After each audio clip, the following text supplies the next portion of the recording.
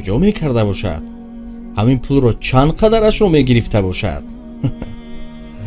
бисёр нафарон ҳастанд ки хайр мекунанд, аммо бовар надоранд ки аз ҷониби Парвардигор 10 баробар меояд ё не. ман аз Тоҷикистонам, моро нигоҳбин намекунанд, ҳамаи инҳо вай ҳастанд. агар ман модарамро ба қатл намерасондам, пас ҳар рӯз ман бояд як мардеро мекуштам, ба қатл мерасондам. ай номи ту беҳтарин сароғоз, бе номи ту нома кай кунам боз. салому дуруд тамошобинони азизи арҷманд. дар Муҳаммад Иқбол як пурчаи бисёр шеъри инҷо пайдо кардам. мегӯяд худо он миллатеро сарварӣ дод, ки тақдираш ба дасти хеш бинвишт. ба он миллат сару коре надорад, ки деҳқонаш барои дигарон кишт. мо дар ҳақиқат аз илму фарҳангу бисёр чизҳо дур шудем. ҳамин порчаи шеъри худаш бисёр чиҳоро мегӯяд. кай акнун аз паси илм мешавем, кай акнун аз паси ину он мешавем. вақтҳои охир ҳамин шабакаҳои интернетӣ ворид мешавед, ба ҷуз шарм дигар коре карда наметавонед. корҳоро дигарон мекунанд, аммо мо шарм медорем. беҳад аламовар аст. ин алам, ин дардро касоне ҳис мекунанд, ки як зарра агар аз ана ҳамон чиз дошта бошад, баъд мефаҳманд ки сухан атрофи чӣ рафта истодааст. бисёр ба нафс дода шудаем, бисёр ба нафс дода шудаем. аз паси нафсамон дигаронро ҳамчун норбон истифода бурдем. мисоли оддӣ дар ҳамин шабакаҳои интернетӣ чандин аз ҳамватанони мо ба хотири нафс шуда чӣ кор карданд? хеле нагуфтанд ки бар мо кӯмак кунед, яъне ки ҳамин тур фаҳмонданд ки гуфтанд ки моро кӯмак намекунанд, маро кӯмак кун.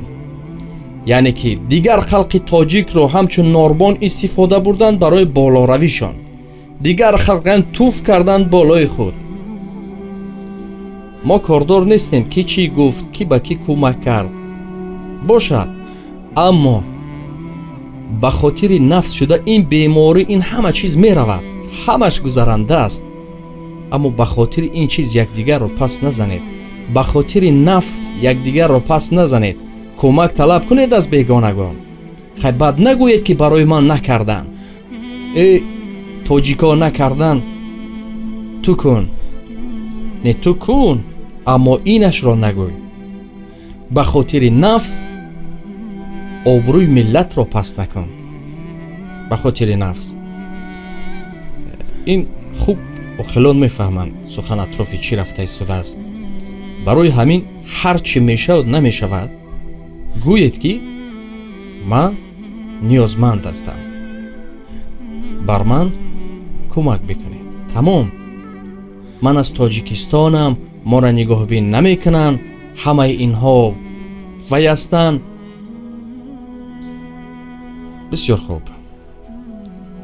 ҳамин барои нафси мардума қонеъ кардан. мин мардум ҳоло аксар ниёз доранд. маҳсулот таъмин мекунӣ, мехӯрад, шикамаш сер мешавад, аммо дохила чӣ гунае ки аст ҳамон гуна мемонад. мо ба хайр кардан халқи Тоҷикистон одат шудагӣ аст. ин бисёр хуб аст. дасти камбизоатҳоро мегирем, хайр мекунем, ин тараф бисёр хайр мекунем, аммо дар илм надидем касе хайр кунад. барои илм хайр накардем. устод мегуфт ана муаммои бузург ки мо фақат барои нафс кардем. нафс, ҳамин нафс ҳамаш барои чӣ буд? мехӯрам, нафсам ором мешавад. вақте ки бо гурусна мондам, бо доду фиғон мекунам, бо дигар аксари муаммоҳоро бинед аз паси нафс аст. аз паси нафс. мавлоно ҷалолуддин румӣ худо раҳматаш кунад, ки ҳазорҳо бегонагон аз ӯ истифода мебаранд. мо не. қисса нақл кард, як ҷавон модарашро кушт. як ҷавон модарашро кушт, ба қатл расонид. вақте ки манзараро ба дӯсташ баён кард ба нафари дигар, гуфт ки гуфт ту чӣ кор кардӣ, модаратро ба қатл расондӣ, ҳаққи фарзандиро поймол кардӣ. дигару дигар бисёр суханҳош кард. гуфт ки ту модаратро ба қатл расондӣ. ин ҷавон чӣ гуфт дар ҷавоб? ин ҷавон гуфт ки агар ман модарамро ба қатл намерасондам, пас ҳар рӯз ман бояд як мардеро мекуштам, ба қатл мерасондам.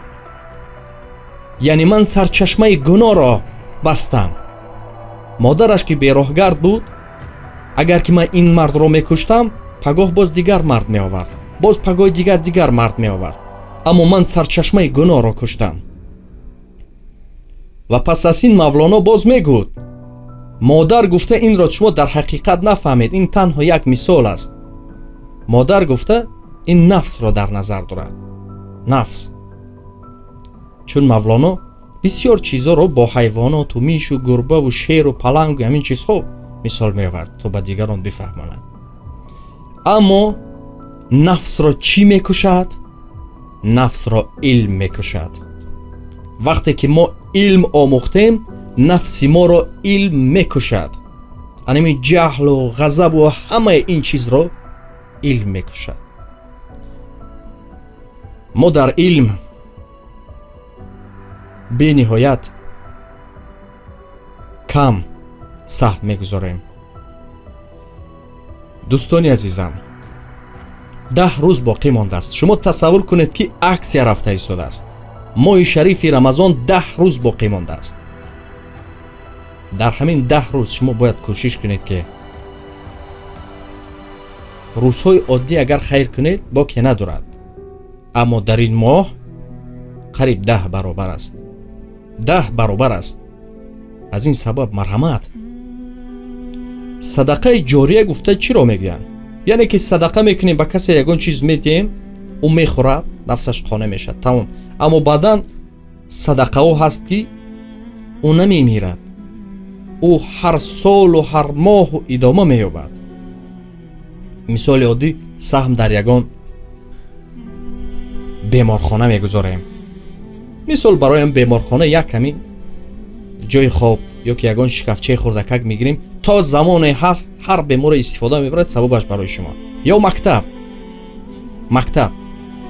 ба мактаб саҳм мегузоред, фарзанди мо намехонад, фарзанди шумо намехонад, аммо фарзанде ки аз мо мешавад, миллати мо яке аз ӯ мебарояд. агар ки ӯ фахр шавад, агар ки ӯ ягон ба монанди Синову Мавлонову дигарҳо шавад, боз фоидаш ба миллати мо мерасад, боз ба мо ҳам мерасад. ва ибодатгоҳҳо, яъне ки хело зиёд ҳастанд. он чизе ё ки ягон ҷо об мебароред, ё ки ягон ҷо ягон пул мекунед, яъне ки купрук мегӯянд. ҳамаи инҳо намиранда аст, садақаи ҷория. барои он кӯшиш бикунед ки аксар аз ин ҳам истифода баред. барои илм саҳм гузоред. барои фарзандотон пулро дареғ надоред. пул диҳед хононедшон. мехоҳед фарзанди солим босавод бигиред, пул диҳед. баред мактабҳое ки қимат ҳаст бидиҳед. баъд мо метавонем ки ҷомеаро дигар бикунем. чун боз мегӯем, ягона нафси моро мекушад, ғазабу тамоми чизро фурӯ мебарад, ин албатта ки илм аст. аммо мо аз илм хело дур шудем. ҳоло атрофи ин як барномаи муфассал аст. ҳатман хоҳем кард. як дӯсти мо устод як мактабро боз карданд, аммо дар охир омаданд ки 10% коримон қатъ шуд. дигар натавонистанд. аз ин сабаб мо водор шудем ки атрофи ин чизҳо гап бизанем ва агар ки ҳар касе ки дар вилояти Суғд, хусусан дар шаҳри Хуҷанд, рақамҳоро мо инҷо мегузорем, рақамҳои шахсони масъул, лоақал агар биёянд гӯянд ки устодон, анам як қути краска аз мо, устодон, амин як тахташ аз мо, استادم یک شاتکه از ما، استادم 1 کیلو میخ از ما سهم گذارن، چقدر خوشحال میشدن، چقدر. و این موضوع باز برخواهیم گشت. دیروز یک ماشین مونده بودیم برای فروش. بعد اکثر سخنها بین مردم شد که همین پول رو کجا میکرده باشد، همین پول رو چند قدرش رو میگرفته باشد. از این سبب مرامت ماشین فروخته شد و پولش کجا صرفه شده ایستاده است. سکلت ها، انبارهایی که هست مرامت ببینید.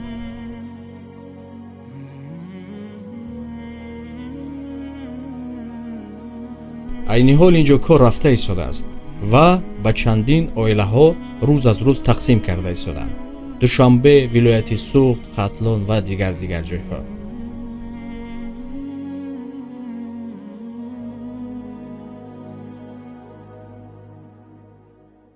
دوستان یاد دارید یک قصه الپینیست بود. وقتی که کوه را فتح میکند میخواهد که به کتاب های رکورد گینیس وارد بشود و در همان جا در میماند. وقتی که میخوایش کنده میشود هیچ کمک نیست، هوا سرد است، خنک است.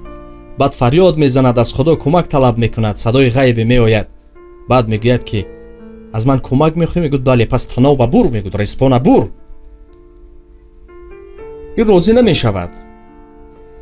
پس فرق بین آن میماند، میگوید که تو اعتقاد، میگوید من اعتقاد دارم. یعنی که اعتقاد دارم، میگوید من از تو اعتقاد نمیپرسم، اطمینان داری؟ یعنی که اعتقاددار بسیار است، خداگو بسیار است، اما تکیه میکردگی کم است. بسیار نفران هستند که خیر میکنند اما باور ندارند که از جانب پروردگار 10 برابر میآید یا نه. مثال عادی زمان میشود که برای اعتقاد چی است، اطمینان چی است. من نشسته با یگان خانم زن اوید یگان کار صحبت دارم. یک دوستم آمده، دوستی که نزدیک است میبیند، او اطمینان دارد که او کارگری من است، ما با او کار میکنیم، این اطمینان دارد. اما نفر دیگری هست که شبهه دارد، اعتقاد دارد. همین در خیر هم همین گونه است، میکنن اما میگن که ای نوار کرده برای ما نشان ده، ای این کن وای کن. پس از 2 روز اطراف این مفصل یک برنامه خواهیم کرد درباره خیرهای آشکاره که اکثر مردم خیر میکنن اما وقتی که آن عائله کمیزات نوار میگیرن بسیار یک آهی کشیده آنها چی از اینه که ما ماشین فروشیم، چی از اینه که ما خیر کنیم.